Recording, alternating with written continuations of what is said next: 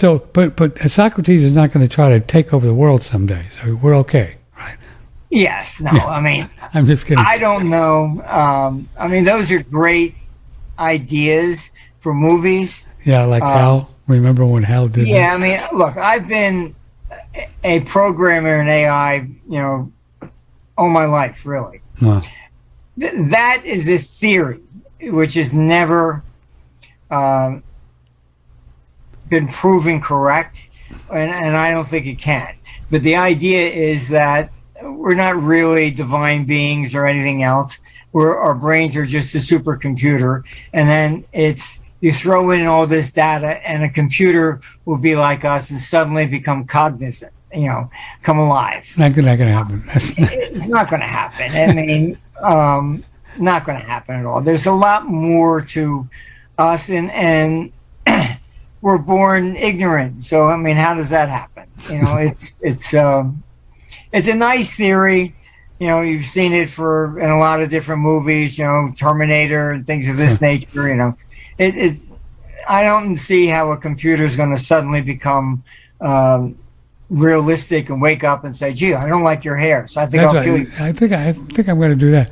Yeah, it is the most fantastic, the mind-brain relational database ever, right? Yeah, I mean, I don't. Like I said, I've been programming my whole life. I don't know how to create it if I wanted to. That's right.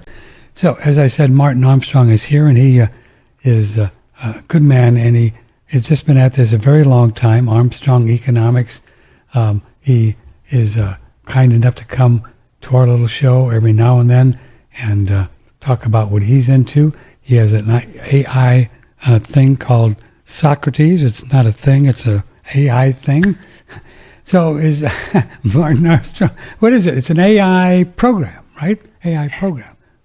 Yeah, it's actually it's the only fully functioning AI system, artificial intelligence, that's monitoring the entire world, all the countries, what's going on. Wow. It actually writes all by itself a forecasting report on over 1,000 markets globally every day. That's crazy. That's crazy. So it's not somebody's opinion or anything like that. That's why, we still publish in Russia and China. We're not blocked because everybody knows it's a computer, so they don't have to worry about on page 3, overthrow your government sort of thing. So Socrates doesn't have a political view. He just puts in stuff and comes out charts and graphs and prices. Yeah. Yeah. I'll tell you, I mean, honestly, back in the 80s, I had really kind of ended up with someone who was, we had a client, it was Universal Bank of Lebanon. Yeah. And they had found a ledger where somebody wrote down all the prices of the Lebanese pound for like 100 years. And they asked us if we could do a model. I said, sure. We put it into the computer. And out came and said, your country is going to fall apart in 8 days. Now, I thought something was wrong. So I called them and I said, look, something's got to be wrong with this data. It says your country is going to fall apart in 8 days. And they very calmly asked me, well, what currency do you think would be best? I thought that was kind of strange. I said, well, it says the Swiss franc. 8 days later, the Civil War began. The same thing happened again. We had a client in Saudi Arabia who was big on shipping. And he calls me and he says that basically Iran was going to start attacking shipping in the Gulf tomorrow. What do you think gold's going to do?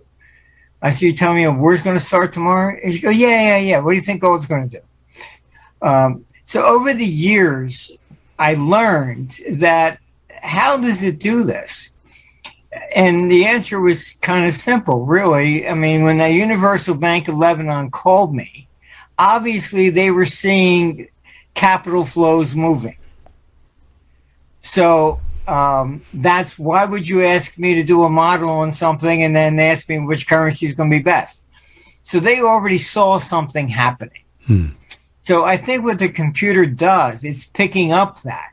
It's picking up the capital flow movements. Now, it may not say who is doing what, and why, but you can basically see it. And over the years, what I've noticed is that let's say if China was going to really invade the United States, what would they do first? Well, they sell all the U.S. debt. Sure. Why would you hold the debt of somebody you're going to wipe out? Yeah. The Germans did that. They counterfeited British pounds during, World War II. So, it made sense. And I guess the biggest forecast that it did, I stood up in 98 in our conference in London.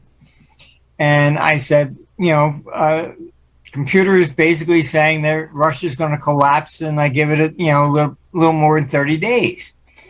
Well, the London Financial Times had snuck in the back, and they ended up putting that on the first page of the second section, saying, "Oh, well, Armstrong says Russia's going to collapse." That turned out to be the long-term capital management collapse. So, the whole thing just went down. Wow. So the computer's picking that up.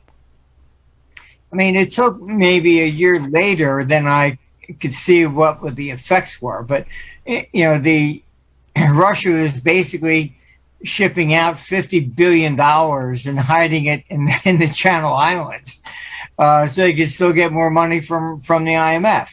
I mean, we're picking up the capital flows. Yeah. At that time, I didn't know who it was or why.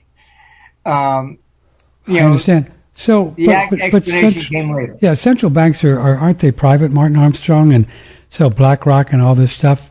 I mean, would Socrates be able to know money that these people off the books are sloshing through the CIA, Black Ops, and all that stuff?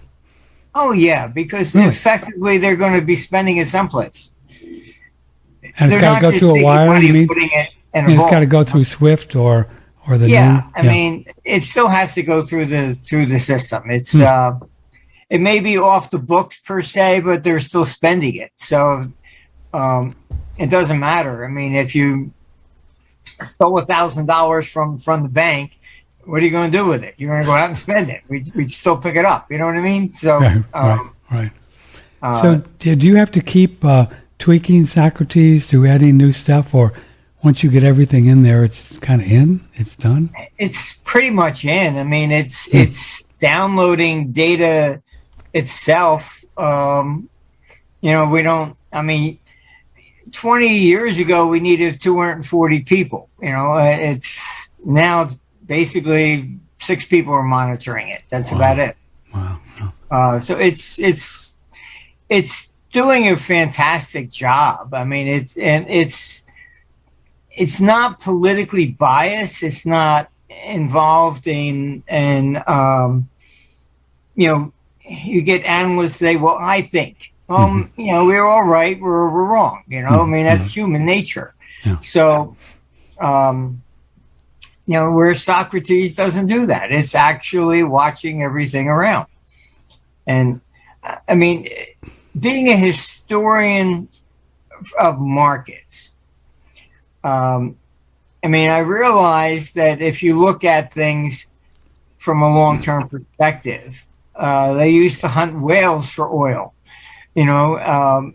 so you're even something like oil. I mean, I have no idea. So I said, I didn't put in any like hard line rules. I said, you go off and you check everything. And one of the first forecasts that it did that really impressed me was in the very early 80s. It came out and it said, 2 things: that the British pound was going to fall from 240 to par, Really? which it did in 1985. But it also had come out and said the British economy was going to flip and align with the United States and be a counter trend to Europe. Now, that was like, what? How could that possibly happen? And so I wrote some routines to to have a conversation with it. Mm-hmm. I said, how are you coming up with this? And here it picked up the North Sea oil had just begun in 1977. So within just 3 years, it picked up the capital flows, showing that Britain was becoming an energy independent country, whereas Europe still has to import everything from Russia. Fascinating. Fascinating. An update analysis on your portfolio. Yes. So Martin, here we have your current portfolio. As you see, you have 6 pairs of assets with strong long-term correlation. This represents over 20% of your holdings. On a daily basis, pattern recognition is looking bearish for over 50% of your assets. Show me a chart of gold.